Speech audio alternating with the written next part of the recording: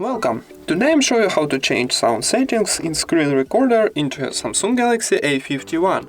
Firstly, open Settings and find Advanced feature, this one.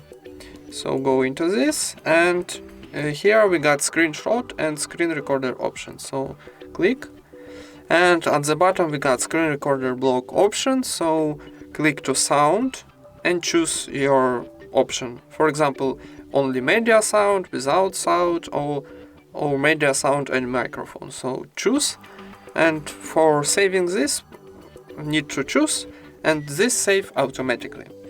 And that's it. Thank you for watching, leave thumbs ups and subscribe to our channel.